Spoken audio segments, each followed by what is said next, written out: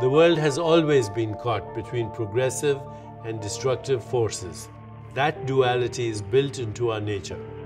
Until now, most people would agree that the steady momentum of progress had the upper hand.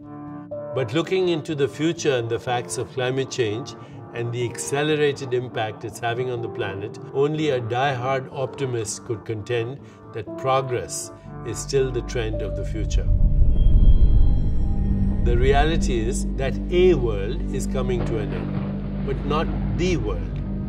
A planet that cannot sustain itself, that suffocates on oil and coal fumes, that is decimated by disease or made unstable by refugees fleeing from oppression or inhospitable conditions, won't literally end, but it's perfectly logical to predict that human evolution could move backward on account of our collective abuse of planet Earth. Envision a future where a tiny minority of people live off the fat of the planet while billions more are dispossessed.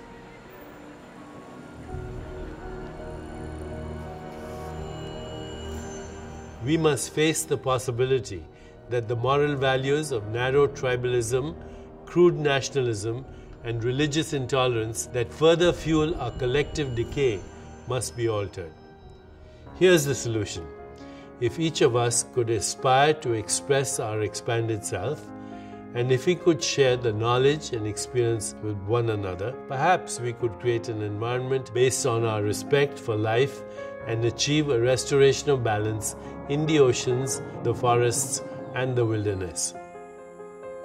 In such a society, we would see clearly that love is the ultimate force at the heart of the universe. We are facing a dramatic choice that will determine the course of all human civilization.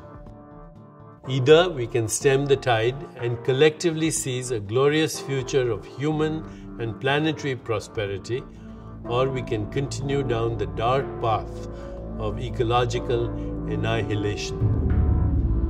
The planet will go on. Humans, on the other hand, well, that's up to us.